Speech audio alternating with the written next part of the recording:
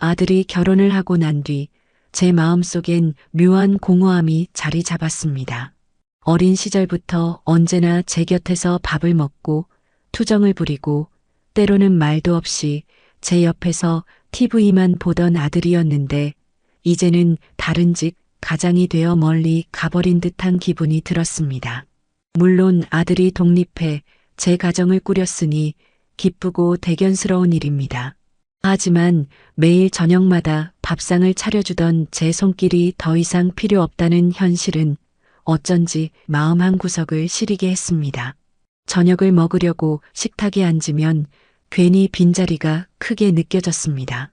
숟가락 소리만 맴도는 집안이 낯설게 느껴졌고 TV를 켜도 예전처럼 이야기 나눌 사람이 없으니 소리가 허전하게 울리기만 했습니다. 그렇게 몇 달을 보내던 어느 날이었습니다. 늦은 저녁 아들한테 전화가 걸려왔습니다. 엄마, 뭐 하세요?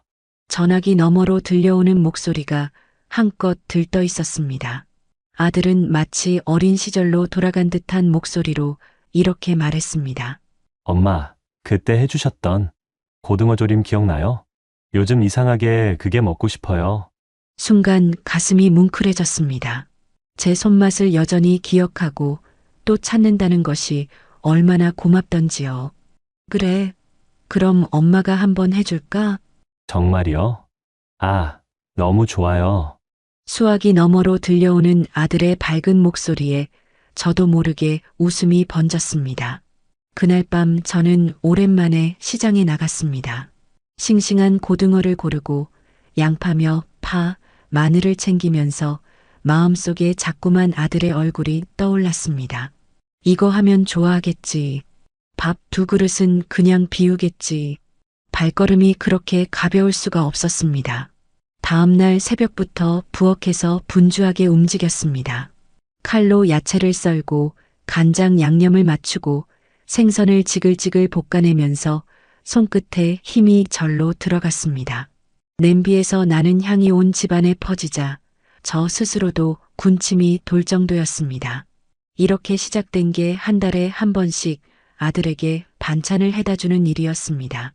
처음엔 고등어 조림 하나로 시작했지만 그 다음엔 멸치볶음도 넣고 잡채도 해보고 시금치나물까지 준비해봤습니다. 반찬을 담을 통을 가지런히 놓고 뚜껑을 닫을 때마다 제 마음도 든든해졌습니다. 아들이 이걸 맛있게 먹겠구나 하는 생각에 뿌듯함이 가득 차올랐습니다. 아들 집까지는 차로 30분 남짓, 멀지 않은 거리라 힘들지 않았습니다. 가방이 무거워도 손에 땀이 차도 마음은 오히려 가볍고 설렜습니다. 현관 앞에 서서 초인종을 누르면 아들은 언제나 뛰어나오듯 문을 열며 저를 맞이했습니다. 엄마, 오셨어요? 우와, 이번에도 반찬 냄새가 장난 아니네요. 그 순간 아들의 얼굴에 번지는 웃음은 어린 시절 밥상 앞에서 해맑게 웃던 모습 그대로였습니다. 그런데 그 옆에 서 있는 며느리의 표정은 늘 조금 어색했습니다. 겉으로는 웃고 있었지만 그 웃음이 어딘가 부자연스러워 보였습니다. 눈빛도 금세 사라지고 입꼬리만 억지로 올린 듯한 모습이었지요. 처음에는 시집살이의 긴장감 때문이려니 했습니다. 아무래도 시어머니와 며느리 사이에는 낯설고 어색한 기운이 흐를 수밖에 없다고 생각했으니까요. 하지만 그때는 몰랐습니다. 그 부자연스러운 웃음 뒤에 숨어있던 진짜 속마음을. 그렇게 몇 달 동안 아들에게 반찬을 해다주는 일이 제 삶의 낙이 되었습니다. 아침 일찍 일어나 장을 보고 부엌에서 몇 시간이고 서서 음식을 준비하는 게 결코 힘들지 않았습니다.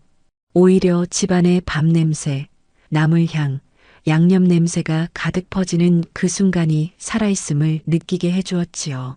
저는 늘 반찬통을 정갈하게 닦아 새로 준비하고 양념이 새어나오지 않도록 랩을 꼼꼼히 씌웠습니다. 작은 통에는 멸치볶음을, 큰 통에는 김치를, 또 다른 통에는 나물 반찬을 담았습니다. 색깔이 조화를 이루도록 담는 것조차 제겐 즐거움이었지요. 이렇게 해야 아들이 밥상 앞에서 기분 좋게 먹겠지라는 생각 때문이었습니다. 아들에게 반찬을 전달할 때마다 그는 어린아이처럼 기뻐했습니다. 엄마, 이번에도 이렇게 많이 하셨어요? 저 혼자 다 먹을 수 있을까요? 말은 그렇게 하면서도 젓가락을 들고 금세 하나를 맛보는 모습이 저를 행복하게 했습니다. 하지만 며느리의 태도는 조금씩 마음에 걸리기 시작했습니다.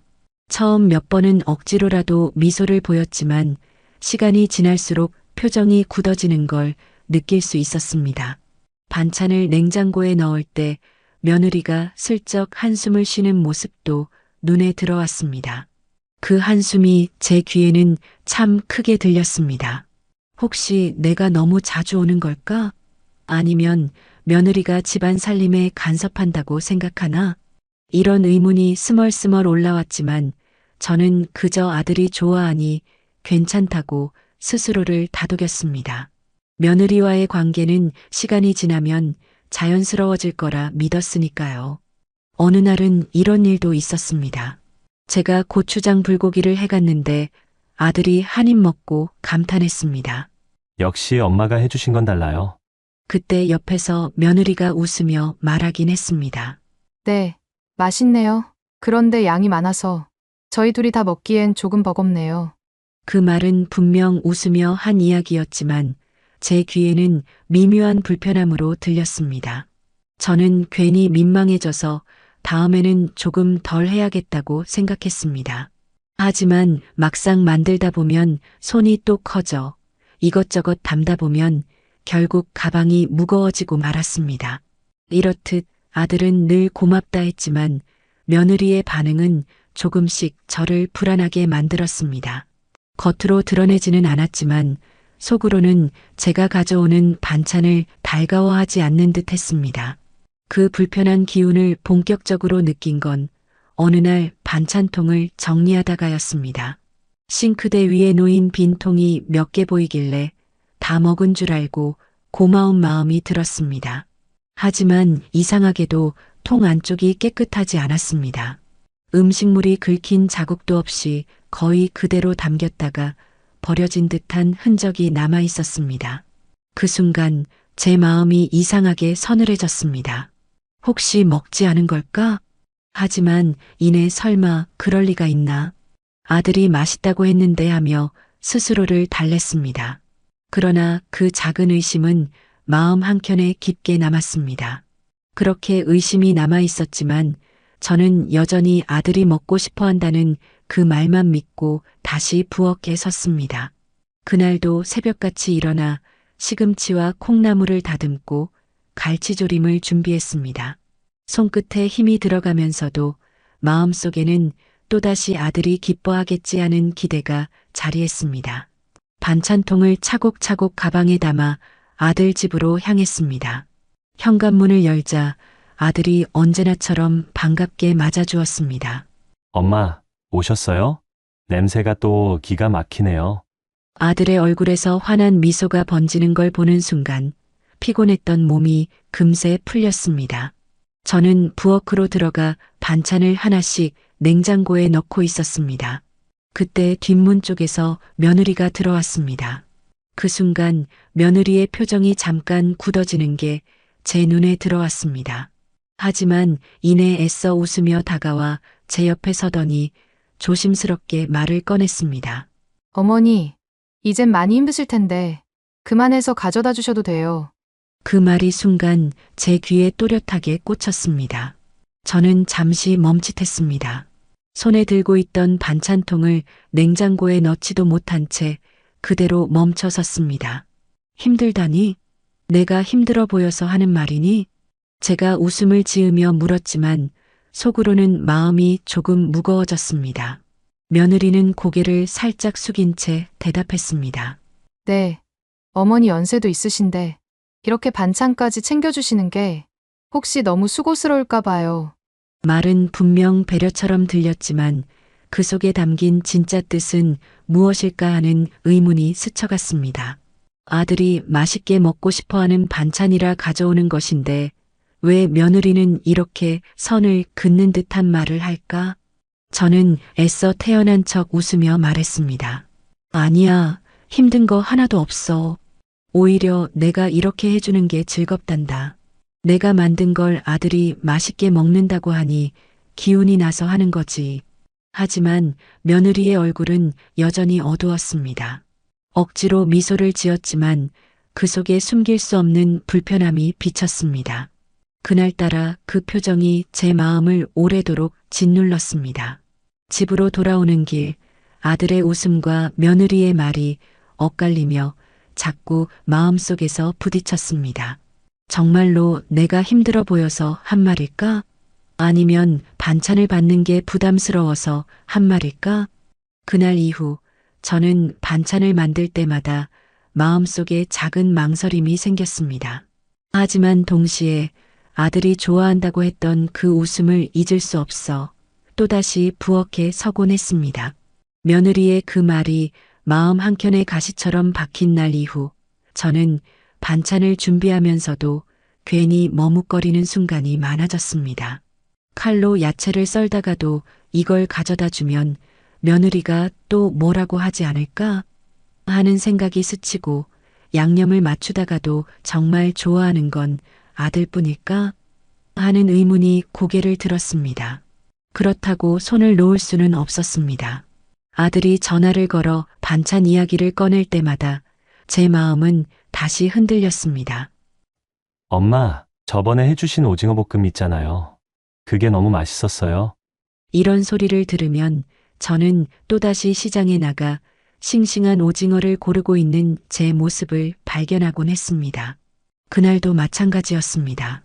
아들의 부탁처럼 들린 그 한마디가 마음을 움직여 저는 새벽부터 부엌에 서서 오징어 볶음과 나물 몇 가지를 정성껏 준비했습니다.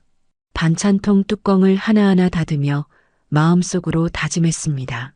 이번에도 아들이 맛있게 먹겠지. 그래, 아들이 좋아한다는데 며느리의 마음쯤은 내가 조금 참고 넘어가자. 그렇게 무거운 가방을 들고 아들 집을 찾았습니다. 초인종을 누르고 들어서니 아들은 변함없이 밝게 맞이했습니다. 엄마, 이번엔 또 뭐 해오셨어요? 그 해맑은 얼굴을 보는 순간 제 마음은 잠시 놓였습니다. 저는 늘 하던 대로 부엌으로 들어가 냉장고 문을 열고 반찬을 정리했습니다. 그런데 싱크대 옆에 무심히 놓여있는 빈 반찬통 몇 개가 눈에 들어왔습니다. 분명 제가 얼마 전 가져다 준 것들이었습니다. 순간 다 먹었구나 하는 생각에 뿌듯함이 일었지만 통 안을 자세히 들여다보니 이상했습니다. 양념이 묻은 흔적도 없이 거의 그대로 비워져 있었던 겁니다. 왜 이렇게 깨끗하지? 설거지를 하기 전에 남은 게 묻어있기 마련인데. 그 의문이 머릿속을 스치며 불길한 예감이 엄습했습니다. 저도 모르게 눈길이 옆에 놓인 음식물 쓰레기통으로 향했습니다. 뚜껑을 열까 말까 한참을 망설였습니다. 하지만 심장이 자꾸만 두근거리고 가슴이 조여와 결국 조심스럽게 뚜껑을 열었습니다. 그 순간 눈앞에 펼쳐진 광경은 제 숨을 먹게 했습니다. 제가 며칠 전 정성껏 준비했던 장조림이 아직 색도 그대로인 채로 덩어리째 버려져 있었습니다. 그 옆에는 콩나물 무침, 멸치볶음, 그리고 김치까지 통째로 음식물 쓰레기와 뒤섞여 있었습니다. 손끝이 떨려 뚜껑을 닫지도 못한 채 그 자리에 얼어붙었습니다. 아니, 어떻게 이럴 수가. 아들이 분명 맛있다고 했는데 이 많은 걸 다 버린다고? 가슴이 철렁 내려앉았고 눈앞이 아득해졌습니다. 지금까지 쏟아온 정성과 마음이 한순간에 무너져 내린 듯 했습니다. 그저 맛있게 먹길 바랐던 마음이 이렇게 쓰레기통에 처박혀 있다는 사실이 믿기지 않았습니다. 저는 결국 핸드폰을 꺼내 아들에게 전화를 걸었습니다. 목소리는 떨리고 가슴은 먹먹했지만 차마 그냥 넘어갈 수는 없었습니다. 혹시 반찬이 맛이 없니? 아니면 상해서 버린 거야? 제 입에서 나온 목소리는 스스로 들어도 작고 흔들렸습니다. 하지만 대답은 더 충격적이었습니다. 엄마, 무슨 말씀이세요? 제가 버리다니요. 전혀 모르는 일이에요. 엄마 반찬이 왜 버려져 있어요? 아들의 혼란스러운 목소리에 제 마음은 더 복잡해졌습니다. 그러던 찰나 현관문이 열리며 며느리가 집으로 들어왔습니다. 저는 여전히 손에 휴대폰을 쥔 채 싱크대 옆에 서 있었습니다. 음식물 쓰레기통을 열어본 충격이 가시지 않아 얼굴이 굳어 있었지요. 며느리는 제 표정을 보더니 순간 눈빛이 흔들렸습니다. 그리고는 급히 장바구니를 내려놓으며 어색한 미소를 지었습니다. 어머니, 오셨어요? 오늘도 반찬 가져오셨네요. 그 말투에는 평소보다 더 큰 긴장감이 묻어 있었습니다. 저는 차마 바로 따져 묻지 못하고 잠시 머뭇거리다가 조용히 물었습니다. 혹시 이 반찬들 내가 버린 거니? 순간 며느리의 얼굴이 하얗게 굳어졌습니다. 눈이 커졌다가 이내 피식 웃으며 고개를 저었습니다. 아니에요. 어머니? 제가 왜 버리겠어요? 하지만 제 시선이 쓰레기통 쪽을 향하자 며느리도 눈길을 그쪽으로 흘렸습니다. 그리고는 급히 말을 이어갔습니다. 아, 그게 반찬이 상했더라고요. 그래서 어쩔 수 없이 버린 거예요. 그 말에 제 가슴이 철렁 내려앉았습니다. 상했다고? 며칠 전 내가 직접 담은 건데 냉장고에 넣어뒀으면 금방 상할 리가 없을 텐데. 제가 조심스레 따져 묻자 며느리는 당황한 듯 목소리를 조금 높였습니다. 정말이에요. 어머니? 제가 열어보니까 냄새가 좀 나더라고요. 그래서 버린 거예요. 아버님이나 아드님이 드시다가 탈이라도 나면 안 되니까요. 그 말은 얼핏 합리적인 것처럼 들렸습니다. 하지만 며느리의 표정과 말투에는 뭔가 숨기는 기색이 역력했습니다. 시선을 자꾸만 피하고 손가락을 꼼지락거리며 발끝만 바라보는 모습에서 거짓임이 느껴졌습니다. 제 마음은 더 복잡해졌습니다. 정말 상해서 버린 걸까? 아니면 며느리가 일부러 먹지 않고 버린 걸까? 머릿속에서 두 가지 생각이 부딪히며 심장이 두근거렸습니다. 아들은 여전히 제 전화를 붙잡고 엄마, 제가 확인해 볼게요. 제가 버린 건 아니에요. 라고 말하고 있었지만 그 옆에서 며느리는 굳은 얼굴로 말없이 부엌에 서 있었습니다. 저는 그날따라 집안 공기가 너무 무겁게 느껴졌습니다. 한쪽에서는 아들의 당황한 목소리가, 다른 쪽에서는 며느리의 불편한 눈빛이 교차했습니다. 그리고 그 한가운데에 선 제 가슴은 점점 더 답답해졌습니다. 그날 저녁 집으로 돌아온 저는 좀처럼 마음이 가라앉지 않았습니다. 정말 반찬이 상했을까? 내가 냉장고에 넣는 것까지 직접 봤는데 며칠 만에 그렇게 상할 리가 없는데. 머릿속에서 계속 며느리의 말과 표정이 떠올랐습니다. 며느리는 분명히 상해서 버렸다고 했습니다. 하지만 그 말 속에 확신도 진심도 느껴지지 않았습니다. 오히려 급히 둘러대려는 사람처럼 시선을 피하고 목소리를 떨던 모습만 더 선명히 기억에 남았습니다.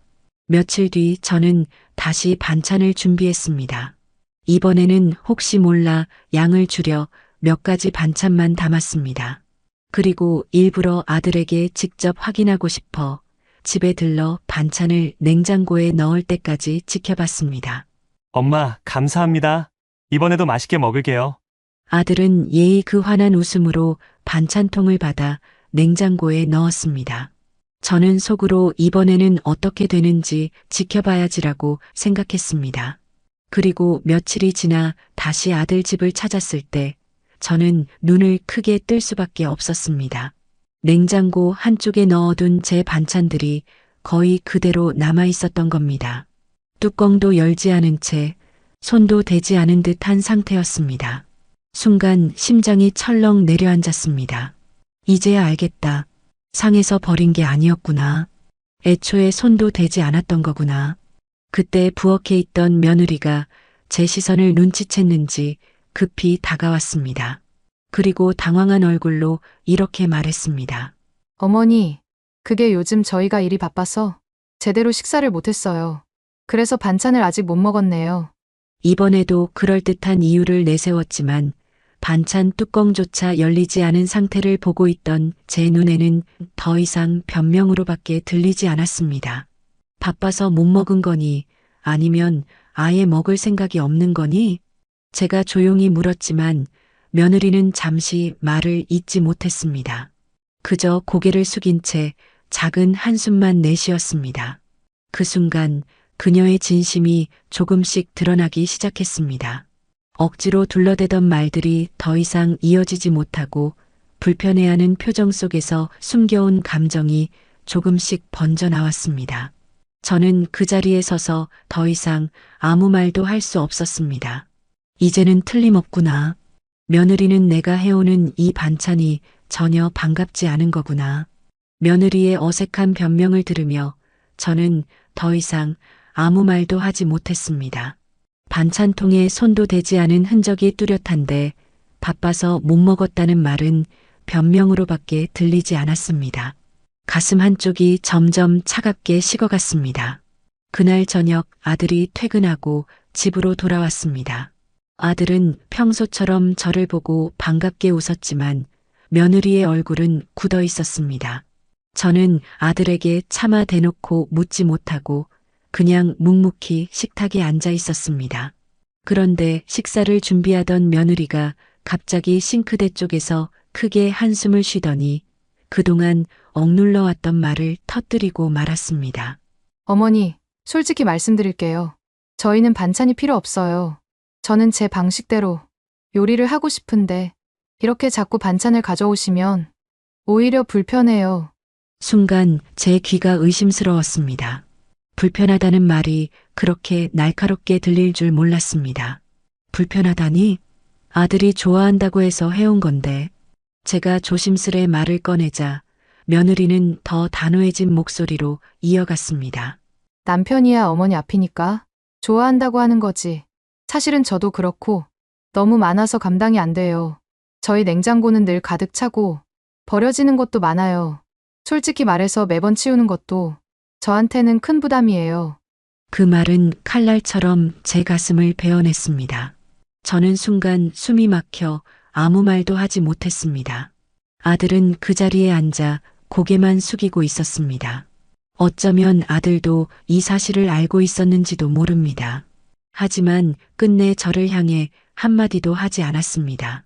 그때 며느리는 마치 기다렸다는 듯 목소리를 조금 더 높였습니다. 살림은 제가 하는데 왜 자꾸 남의 집에 끼어드는 것처럼 왜 이렇게 반찬을 들고 오시는 거예요? 저는 제 방식대로 하고 싶어요. 남의 집이라는 그 말이 제 귀에 쾅 하고 울렸습니다. 순간 머리가 멍해지고 눈앞이 흐릿해졌습니다. 남이라고 했니? 내가 너한테 남이니? 내가 너희 집에 그냥 남처럼 보였니? 제 목소리는 떨렸고 방안은 순간 고요해졌습니다. 아들은 여전히 침묵한 채 고개만 숙이고 있었습니다. 그 모습은 오히려 저를 더 서글프게 만들었습니다. 며느리의 입에서 나온 남의 집이라는 말은 제 마음을 송두리째 무너뜨렸습니다. 그동안 수십 년을 키우고 재온 정성을 쏟아 키워낸 아들이 살고 있는 집인데 그 집을 며느리의 입에서는 남의 집이라 말하는 순간 제 존재가 허물어져 버린 듯 했습니다. 저는 가슴이 벅차올라 숨을 제대로 고를 수 없었습니다. 잠시 동안은 아무 말도 못하고 멍하니 며느리 얼굴을 바라보기만 했습니다. 그런데 며느리는 제 시선을 피하지도 않고 오히려 당당한 눈빛으로 저를 마주했습니다. 그 눈빛에는 미안함도 후회도 보이지 않았습니다. 그래, 남이라 이거지. 저는 낮게 음조리듯 말했습니다.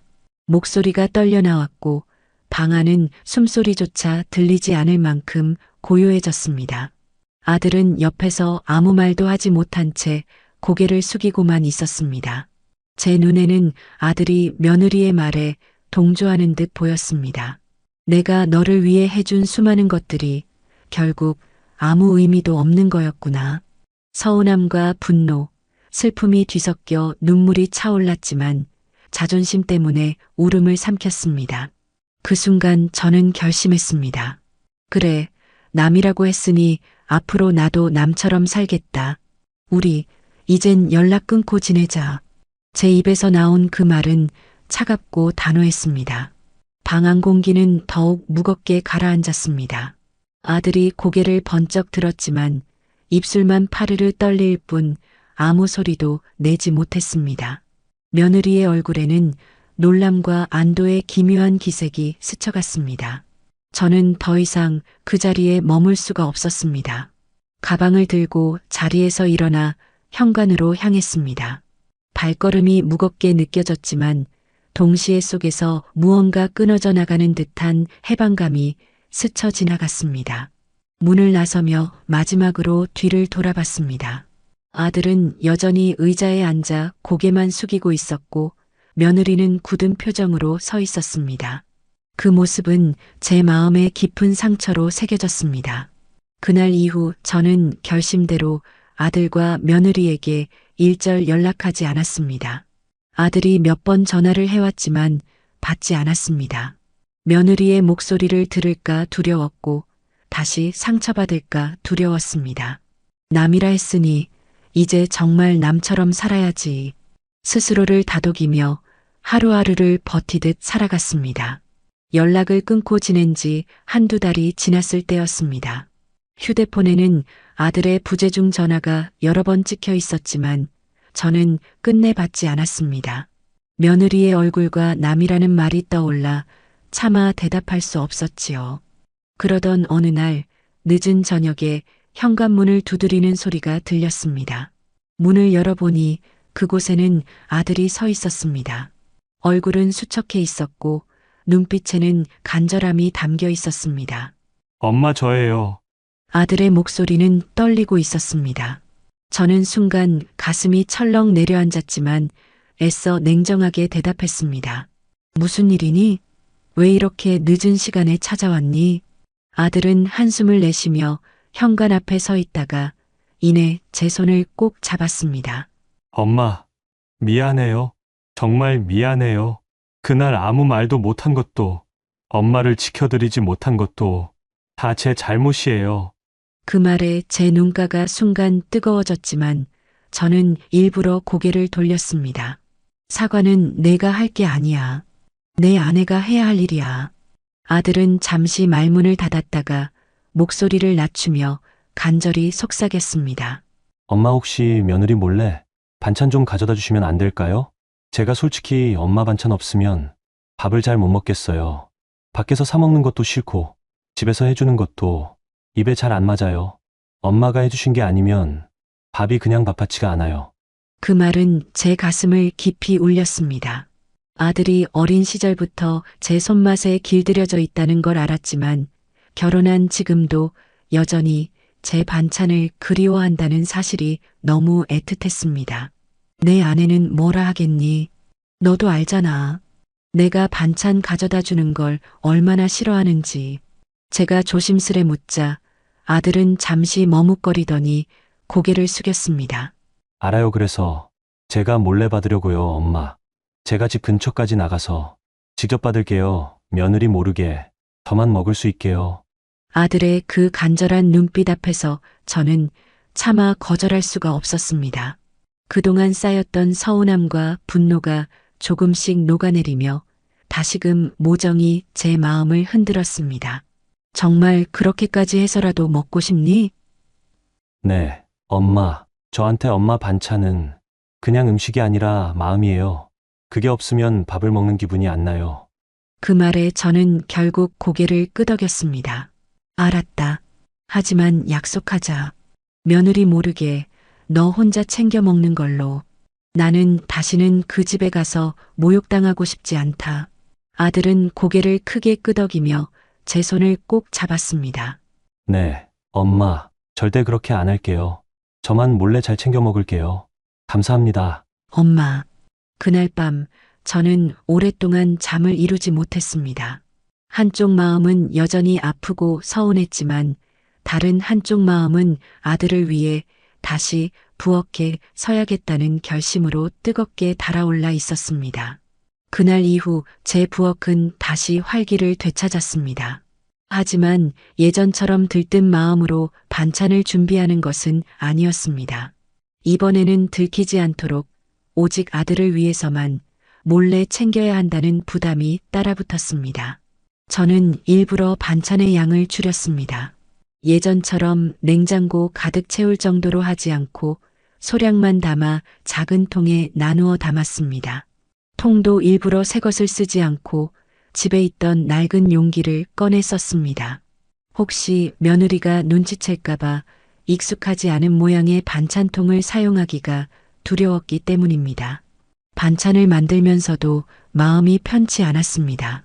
칼로 야채를 다듬는 손끝은 여전히 익숙했지만 마음속에서는 자꾸만 불안이 올라왔습니다. 혹시라도 며느리에게 들키면 어쩌나. 아들에게 더 큰 어려움이 되면 어쩌나. 그럼에도 불구하고 불을 지피고 양념을 맞출 때마다 아들의 얼굴이 떠올랐습니다. 엄마 반찬 없으면 밥을 못 먹겠어요. 그 간절한 목소리가 귀에 맴돌았기 때문에 저는 결국 손을 멈출 수가 없었습니다. 약속한 날이 되자 저는 반찬이 든 작은 가방을 챙겨 집을 나섰습니다. 예전처럼 아들 집으로 향하지 않고 근처 공원 벤치에서 아들을 기다리기로 했습니다. 조금 늦게 도착한 아들은 조심스럽게 주위를 둘러보며 제 앞으로 다가왔습니다. 얼굴에는 긴장과 설렘이 동시에 묻어 있었습니다. 엄마, 고생하셨죠? 감사합니다. 진짜 이걸 얼마나 기다렸는지 몰라요. 아들은 가방을 받자마자 숨기듯 품에 꼭 끌어안았습니다. 저는 그 모습을 보고 가슴이 먹먹해졌습니다. 어쩌면 아들은 여전히 제 품속 아이에서 벗어나지 못한 건지도 모릅니다. 조심해라. 며느리한테 들키지 않도록 해야 한다. 나는 더 이상 그 집에서 상처받고 싶지 않다. 제가 당부하자 아들은 고개를 크게 끄덕였습니다. 네, 엄마, 절대 들키지 않을게요. 약속드려요. 하지만 집으로 돌아오는 길, 제 마음은 편하지 않았습니다. 아들이 몰래 제 반찬을 받아가며 살아야 한다는 사실이 서글펐습니다. 내 손맛이 그토록 그리운데 왜 며느리는 저렇게까지 싫어하는 걸까 하는 억울함이 밀려왔습니다. 그날 밤 부엌에 서서 빈 반찬통을 씻으면서도 저는 자꾸만 창밖을 바라보았습니다. 들키지 않기 위해 숨어서 음식을 전해야 하는 제 처지가 서러워 눈물이 고였습니다. 하지만 동시에 아들이 반찬을 먹으며 힘을 내고 있을 거라 생각하면 그 서러움이 조금은 위안이 되기도 했습니다. 그 후로 저는 한 달에 한 번씩, 아니 때로는 아들이 전화를 걸어오면 두세 주에 한 번씩이라도 몰래 반찬을 챙겨주었습니다. 예전처럼 대놓고 그 집을 찾아가는 대신 늘 약속 장소를 달리했습니다. 공원 벤치, 지하철역 출구 앞, 때로는 큰 마트 주차장 구석. 아들은 늘 약속보다 조금 먼저 나와 서성이고 있었습니다. 제가 가방을 건네주면 그는 어린아이처럼 눈을 반짝이며 고개를 숙였습니다. 엄마, 정말 감사합니다. 이것만 있으면 저 힘내서 살 수 있어요. 그 말을 들을 때마다 저는 잠시나마 위로를 받았습니다. 그러나 동시에 가슴 한쪽은 늘 무거웠습니다. 왜 내가 내 아들에게 반찬을 몰래 전해줘야 하지? 왜 숨듯이 살아야 하지? 시간이 흐르면서 조심스러움은 점점 더 커졌습니다. 어느 날은 아들이 반찬을 들고 집으로 들어가다가 며느리의 눈에 띌까봐 일부러 집 근처 카페 화장실에 들러 가방을 더 작은 봉지에 나누어 담기도 했습니다.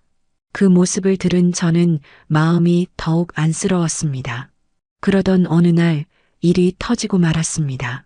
그날도 저는 평소처럼 몇 가지 반찬을 챙겨 아들을 기다리고 있었습니다. 약속 장소는 아들 집 근처 작은 골목길이었습니다. 사람이 드물어 안전하다고 생각했지요. 아들이 급히 달려와 봉지를 받아들고는 환하게 웃었습니다. 엄마, 고생 많으셨어요. 오늘은 된장찌개도 해주셨네요. 그런데 그 순간 뒤에서 들려오는 목소리에 우리는 동시에 얼어붙었습니다. 이게 뭐예요? 또 어머니 반찬이네요? 그 자리에 며느리가 서 있었습니다. 회사에서 바로 집으로 가던 길인지 손에는 장바구니가 들려 있었고 얼굴에는 놀람과 분노가 뒤섞여 있었습니다. 아들은 얼굴이 하얗게 질리며 급히 봉지를 뒤로 감췄습니다. 아, 이건 그냥 내가. 하지만 말끝을 흐릴 뿐 변명을 찾지 못했습니다. 며느리는 제게 시선을 돌리며 차갑게 말했습니다. 어머니, 제가 분명 말씀드렸잖아요. 반찬 안 해오셔도 된다고요. 그런데 이렇게 몰래까지. 그 순간 제 가슴이 철렁 내려앉았습니다. 숨기고 숨겼던 비밀이 드러나는 순간이었고 다시금 그날의 상처가 생생히 되살아났습니다. 아들은 저를 향해 미안한 눈빛을 보내며 더듬거렸습니다. 여보, 내가 그냥 먹고 싶어서. 하지만 며느리의 굳은 표정은 쉽게 풀리지 않았습니다. 저는 손이 떨려 아무 말도 하지 못했습니다. 들켜버린 순간 부끄러움과 서러움이 뒤섞여 얼굴이 화끈거렸습니다. 아들을 위해 해왔던 모든 정성이 또다시 모욕으로 돌아올까 두려웠습니다. 그날 골목에서 들켰던 사건 이후로 며느리의 눈빛은 더욱 매서워졌습니다. 아들에게 반찬을 몰래 전해주는 일이 예전처럼 매끄럽지 않았습니다. 며느리가 수시로 아들의 가방을 확인하거나 냉장고 정리를 빼곡하게 하는 통에 제 흔적이 드러날까 늘 불안했습니다. 하지만 아들의 간절한 부탁을 차마 뿌리칠 수 없었던 저는 여전히 몰래 반찬을 해주었습니다. 엄마, 제발 이번 주만이라도 부탁드려요. 와이프 눈치 보느라 제대로 못 먹었어요. 그 말 한마디에 저는 새벽마다 부엌에 서서 손끝에 힘을 주었습니다. 그러나 불안은 현실이 되어 다가왔습니다. 어느 날 저녁 무렵 집에서 홀로 TV를 보고 있는데 갑자기 현관문이 벌컥 열렸습니다.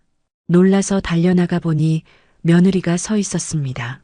손에는 제가 보낸 반찬통이 들려 있었는데 표정은 분노로 가득 차 있었습니다. 어머니, 이게 다 뭐예요? 또 반찬이죠? 제가 분명히 그만해달라고 했잖아요. 며느리는 제 대답을 기다릴 틈도 주지 않고 들고 있던 반찬통을 거실 바닥에 내던졌습니다. 철컥, 쾅, 반찬통이 바닥에 부딪히며 튀었고 안에 담겨 있던 반찬 국물이 흘러나와 바닥을 적셨습니다.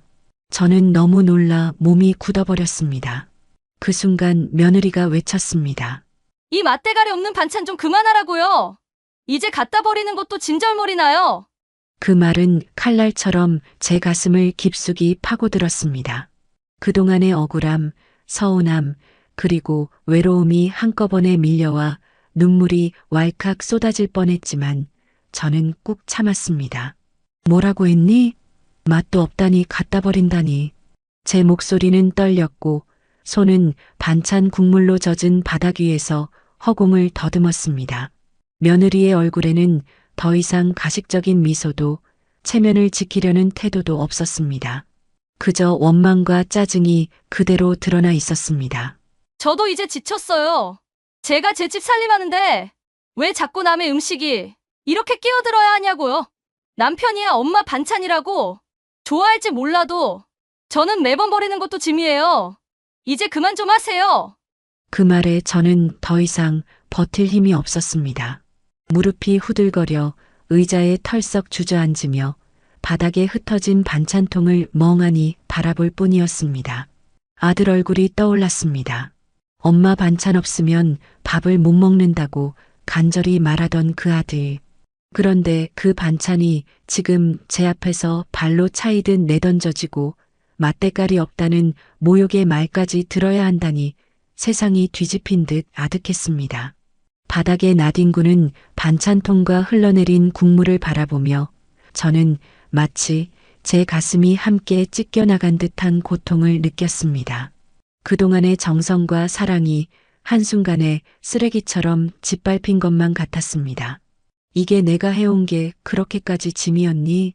제 입에서는 떨리는 목소리가 흘러나왔습니다. 하지만 며느리는 눈 하나 깜빡하지 않았습니다. 그 순간 현관문이 다시 열리며 아들이 들어왔습니다. 며느리와 제 사이에 흐르는 싸늘한 공기를 감지했는지 아들은 당황한 얼굴로 양손에 들고 있던 서류 가방을 내려놓았습니다. 무슨 일이에요? 왜 그래요? 하지만 바닥에 흩어진 반찬통을 본 아들의 눈빛은 곧 복잡하게 흔들렸습니다. 그는 곧바로 며느리를 바라봤습니다. 당신, 이게 뭐야? 왜 이걸 던져? 그러나 며느리는 조금도 물러서지 않았습니다. 당신도 알잖아. 매번 반찬이 넘쳐나고 내가 치우는 게 얼마나 힘든지 이제 진짜 못 참겠어요. 아들은 말문이 막힌 듯 제 쪽을 바라봤습니다. 저는 눈물이 고인 채 떨리는 손으로 바닥에 반찬통 하나를 집어들었습니다. 내가 너를 위해 만든 게 이렇게 발에 차이듯 버려지는구나. 내가 그토록 먹고 싶다고 했던 게 이렇게 돼버리는구나. 제 목소리에 섞인 서러움은 방 안 공기를 짓눌렀습니다. 아들은 고개를 푹 숙이고 말없이 서 있었고 며느리는 여전히 팔짱을 낀 채 날 선 눈빛으로 저를 바라보고 있었습니다. 저는 더 이상 그 자리에 있을 수 없었습니다. 반찬통을 조용히 내려놓고 무거운 발걸음으로 현관을 향했습니다. 문고리를 잡는 손끝이 떨렸고 눈앞이 뿌옇게 흐려졌습니다. 그래, 내가 잘못한 거다. 이제 다시는 이런 일 없을 거다. 그 말을 남기고 문을 닫아 나오는 순간 제 가슴은 텅 빈 듯 허무했습니다. 집으로 돌아오는 길, 발걸음마다 눈물이 흘러내렸습니다. 아들이 나를 붙잡지 않았다는 사실, 그저 고개만 숙인 채 아무 말도 하지 않았다는 사실이 무엇보다도 큰 상처로 남았습니다. 내가 이렇게까지 모욕을 당하는데 아들은 끝내 내 편이 되어주지 않는구나. 그날 밤 저는 부엌에 서서 빈 반찬통들을 하나하나 씻어내리며 흐느꼈습니다. 물에 젖은 통을 닦다 보니 마치 제 마음이 함께 씻겨 내려가는 듯 허무했습니다. 하지만 아무리 씻어도 남은 건 깊은 상처뿐이었습니다. 그날 이후 저는 다시는 아들 집으로 발걸음을 옮기지 않았습니다. 며느리의 싸늘한 눈빛과 바닥에 내던져진 반찬통의 모습이 머릿속에서 떠나질 않았기 때문입니다. 아들이 전화를 걸어오기도 했습니다. 그러나 벨소리가 울릴 때마다 손이 떨려 핸드폰을 잡지 못했습니다. 전화를 받으면 또다시 며느리의 목소리를 들어야 할지도 모른다는 생각에 차마 버튼을 누르지 못하고 눈물을 삼키며 전화를 흘려보냈습니다. 하루, 이틀, 그리고 한 달이 지나자 제 일상은 점점 텅 빈 듯 허전해졌습니다. 냉장고에 가득 채워 넣을 반찬거리를 고르던 습관도, 새벽마다 부엌에 서서 양념을 맞추던 습관도 사라지자 하루가 길게만 느껴졌습니다. 저녁 식탁에 앉아 혼자 밥을 먹으면 숟가락 소리만 공허하게 울렸습니다. 그 소리가 마치 제 외로움을 조롱하는 듯 했습니다. 가끔씩 TV에서 가족이 함께 식사하는 장면이 나오면 눈물이 저절로 고였습니다.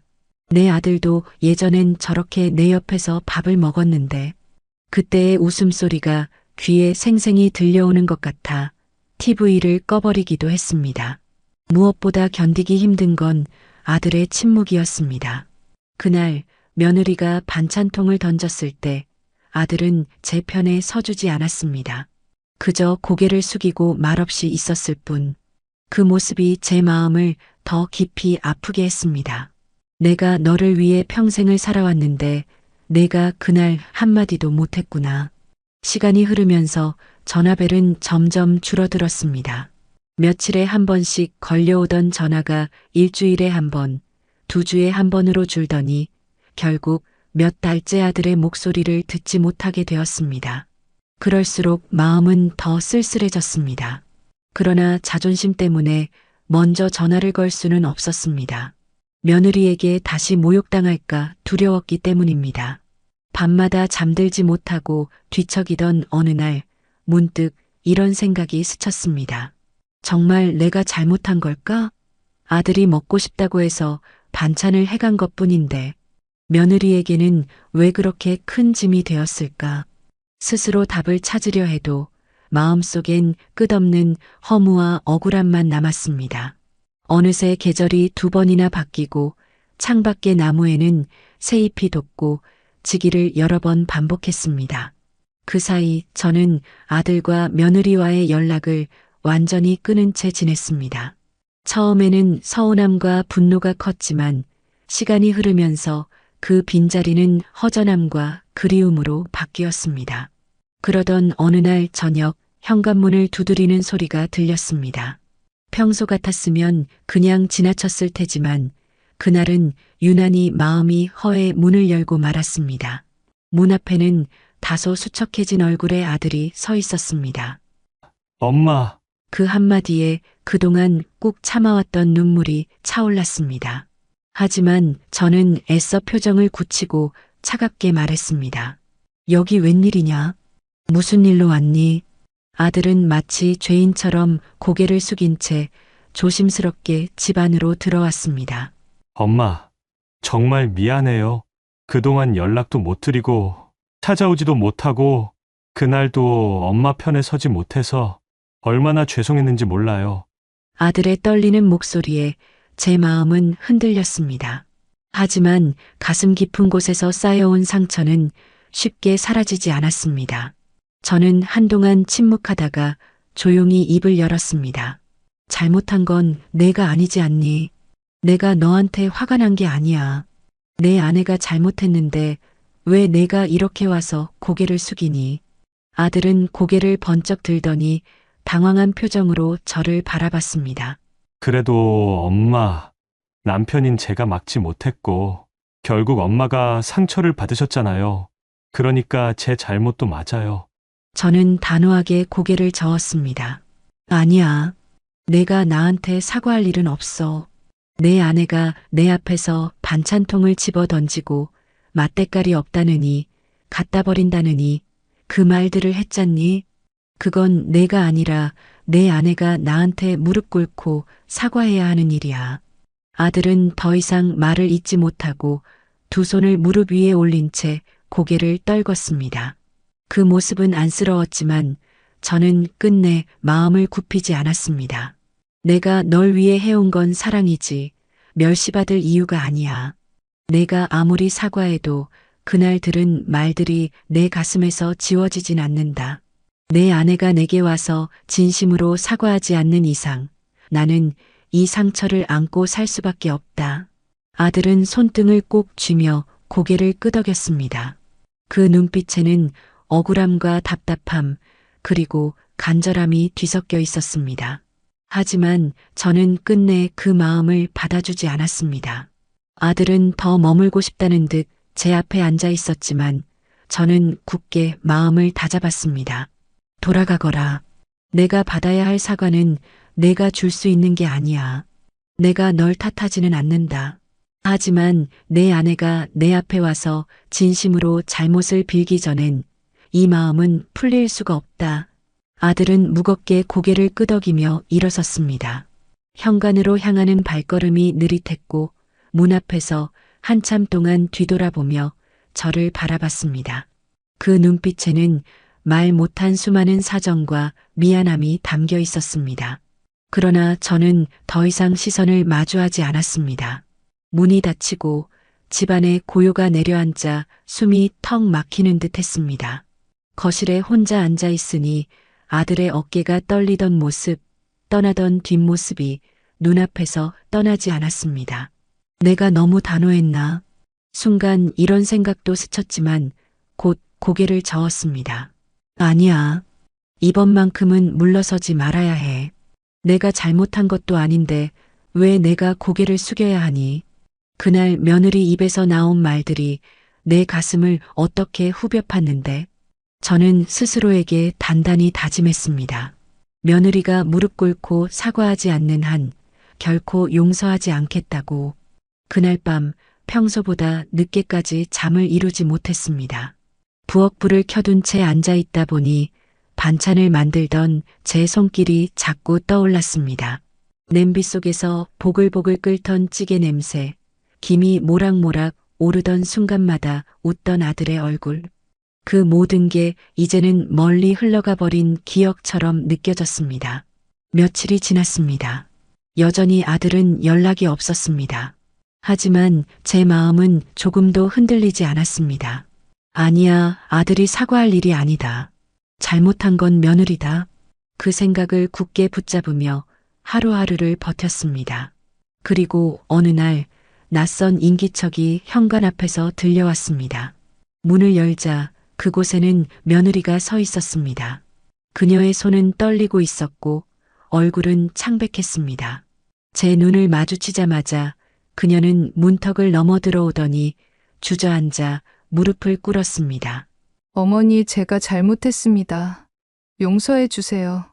현관 앞에 무릎을 꿇은 며느리를 바라보니 그동안 쌓였던 분노와 서운함이 한꺼번에 가슴을 두드렸습니다.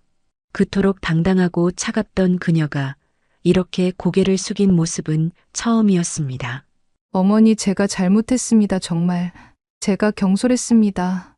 그날 했던 말들 다 제 입에서 나올 말이 아니었는데 순간 감정에 휩쓸려서.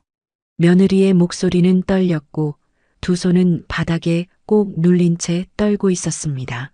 저는 한동안 아무 말도 하지 못했습니다. 마음 한쪽에서는 그래, 이 순간을 기다려온 거다 하는 생각이 스쳤지만 또 다른 한쪽에서는 지금 이 사과가 과연 진심일까 아니면 단순히 상황을 모면하려는 걸까 하는 의심이 고개를 들었습니다. 이제 와서 무릎 꿇고 사과한다고 해서 그날 내가 들은 말들이 지워질 것 같으니 제 목소리는 차갑게 흘러나왔습니다. 며느리는 고개를 더 깊이 숙이며 말했습니다. 저도 그 뒤로 많이 후회했습니다. 매번 어머니가 반찬 해주실 때마다 제가 왜 그런 마음이 들었는지 시간이 지나니 알겠더라고요. 제 자신이 부족해서, 제 자존심 때문에 어머니의 정성을 받아들이지 못했던 겁니다. 정말 죄송합니다. 그 말을 들으니 가슴 한편이 조금씩 풀리려는 듯 했지만 쉽게 무너질 수는 없었습니다. 너는 내게 남의 집에 왜 끼어드느냐고 했지. 내가 내게 남이라고 했던 그 말이 얼마나 큰 상처였는 줄 아느냐. 제 눈가에는 눈물이 맺혔지만 며느리를 향한 시선은 여전히 매서웠습니다. 알아요. 어머니 그 말만은 두고두고 제 가슴을 후벼 팠습니다. 제가 그때 왜 그런 말을 했는지 저 스스로도 이해가 안 돼요. 그저 답답한 마음에 어머니께 죄송한 마음도 모르고 화를 내버린 거예요. 그 순간 그동안 제 마음을 짓누르던 무거운 돌덩이가 조금씩 흔들리기 시작했습니다. 며느리의 목소리에 담긴 진심이 전해져 왔기 때문입니다. 하지만 상처가 깊었던 만큼 곧바로 용서가 나오지는 않았습니다. 그래, 내가 지금 와서 고개 숙인 건 알겠다. 하지만 용서는 쉽지 않을 거다. 내가 받은 모욕과 상처는 내 말 한마디로 씻겨 내려가지 않는다.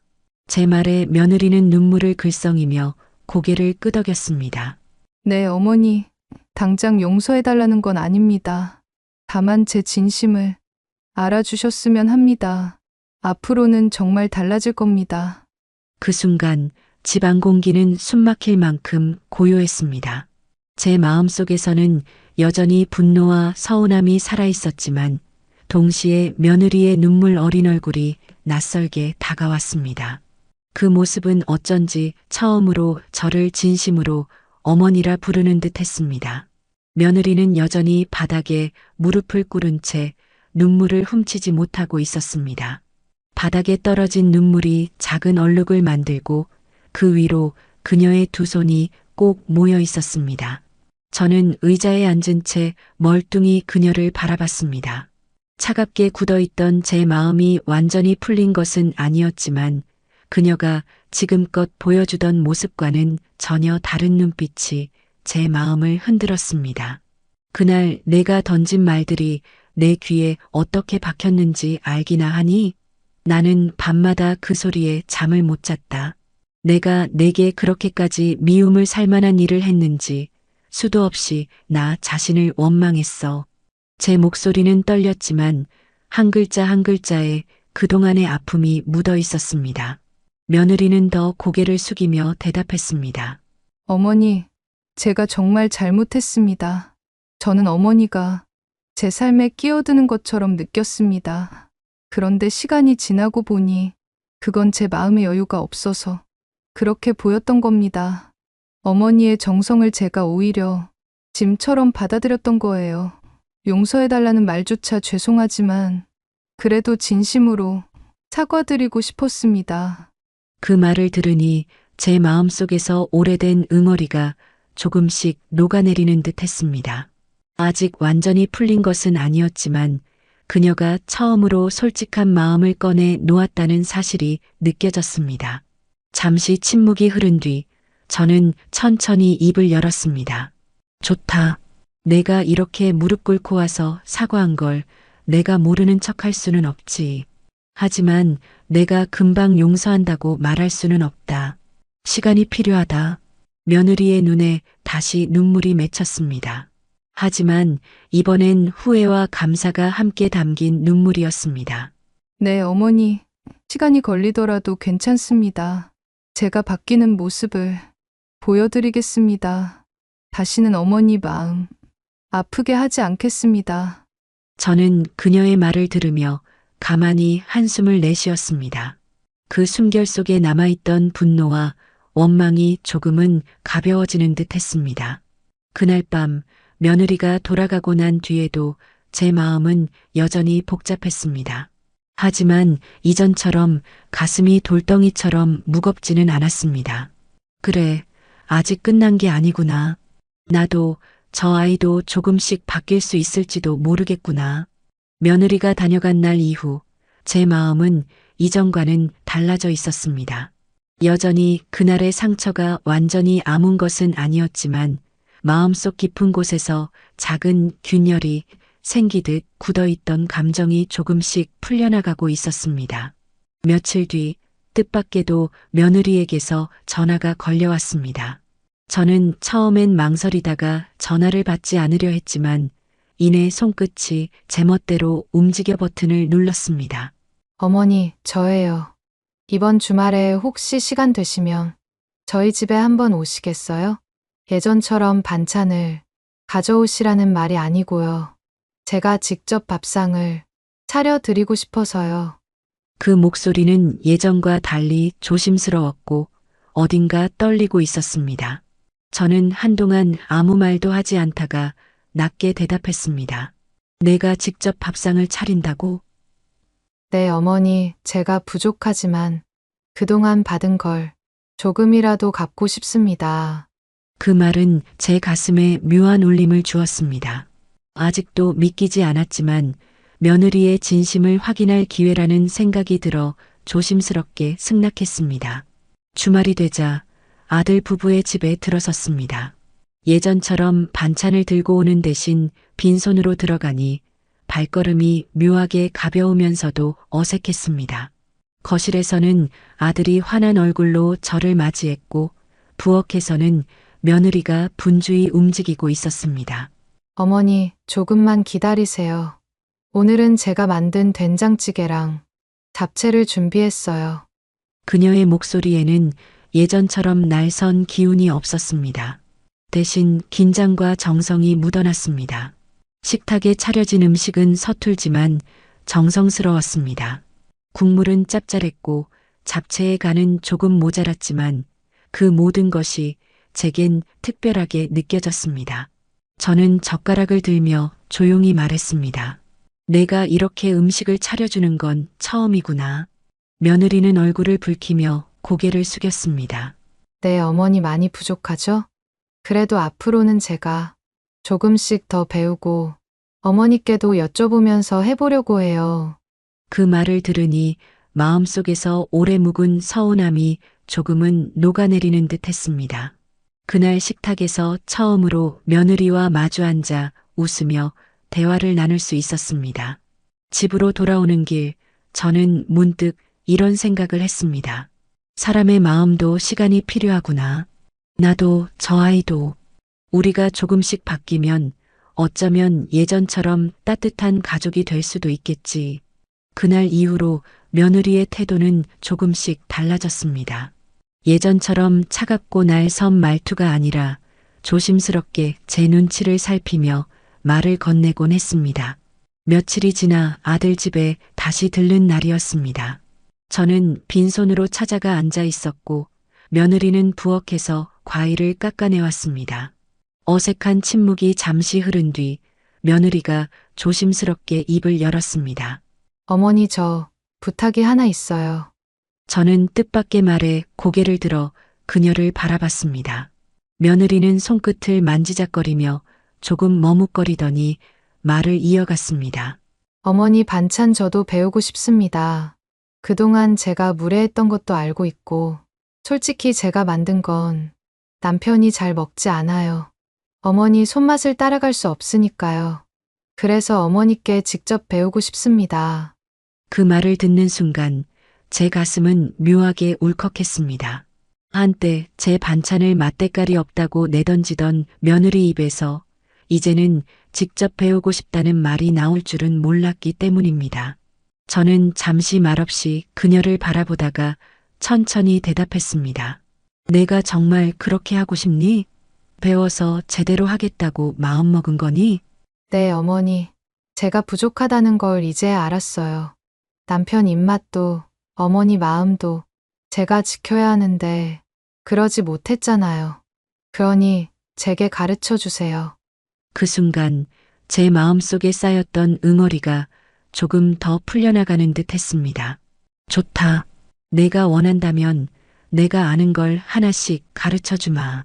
하지만 이건 단순히 요리를 배우는 게 아니라 마음을 담는 법도 함께 배우는 거다. 음식을 만드는 건 손끝이 아니라 마음으로 하는 거니까. 며느리는 눈시울이 붉어진 채 고개를 끄덕였습니다. 네, 어머니. 꼭 배우고 싶습니다. 마음까지 담아서요. 그날 이후 며느리와 저는 주말마다 함께 부엌에 서게 되었습니다. 처음엔 칼질도 서툴고 양념 비율도 맞추지 못했지만 그 옆에서 제가 하나하나 가르쳐 주자 그녀의 손길에도 점차 온기가 스며들기 시작했습니다. 그 주말 며느리는 이른 아침부터 제 집으로 찾아왔습니다. 평소라면 멀찍이 서 있던 얼굴이었는데 이날만큼은 앞치마를 챙겨 들고 문 앞에 서 있는 모습이 낯설게 느껴졌습니다. 어머니, 오늘은 제가 정말 열심히 배워볼게요. 그녀의 말투에는 예전과 달리 진심이 담겨 있었습니다. 저는 부엌으로 그녀를 데리고 가서 쌀 씻는 법부터 가르쳤습니다. 며느리는 처음엔 물 조절도 제대로 못하고 쌀알을 흘리기도 했습니다. 아이고, 그렇게 세게 하면 쌀이 다 흘러나가잖니. 손끝으로 살살 물은 이렇게 받아야 해. 제가 시범을 보이자 며느리는 곧바로 따라하며 고개를 끄덕였습니다. 아, 이렇게 하는 거군요. 제가 그동안 너무 대충 했네요. 처음으로 그녀의 입에서 자책 섞인 웃음이 흘러나왔습니다. 그 다음은 나물을 무치는 법을 알려주었습니다. 소금을 언제 넣어야 하는지, 참기름은 어느 정도 넣어야 하는지 며느리는 꼼꼼히 메모까지 하며 배웠습니다. 어머니, 이거 정말 쉽지 않네요. 양념이 조금만 달라져도 맛이 확 달라지네요. 그래서 음식은 정성이지. 대충 하는 법이 없어. 사람 마음도 똑같단다. 제 말에 며느리는 잠시 고개를 숙였다가 이내 수줍은 미소를 지었습니다. 맞아요. 제가 그걸 이제야 깨달은 것 같아요. 어머니가 왜 그토록 반찬을 챙겨주셨는지 이제야 알겠어요. 부엌 안은 오랜만에 따뜻한 기운으로 가득 찼습니다. 나물 삶는 냄새, 된장찌개 보글보글 끓는 소리, 그리고 간간히 터져나오는 웃음소리까지. 예전엔 서로 말조차 꺼내기 어려웠던 두 사람이 이제는 나란히 서서 냄비를 저으며 대화를 이어가고 있었습니다. 아들이 퇴근해 집에 돌아왔을 때 식탁 위에는 며느리의 손길이 담긴 반찬들이 놓여 있었습니다. 아들은 젓가락을 들어 한 입 먹더니 놀란 얼굴로 며느리를 바라봤습니다. 여보, 이거 엄마가 해주신 맛이랑 비슷해. 어떻게 한 거야? 그 순간 며느리의 얼굴이 붉어지며 웃음이 번졌습니다. 어머니께 배웠어요. 이제는 제가 당신 입맛도 어머니 마음도 함께 지켜드리고 싶어요. 저는 그 모습을 바라보며 그동안의 긴 갈등 속에서 처음으로 마음 깊은 곳에서 안도의 숨을 내쉴 수 있었습니다. 그날 이후 며느리는 주말마다 제 집을 찾아와 반찬을 배우기 시작했습니다. 처음에는 칼을 쥐는 손이 서툴러 재료를 삐뚤빼뚤 썰기도 했지만 시간이 지나면서 점점 손길이 단단해지고 음식의 맛도 안정되어 갔습니다.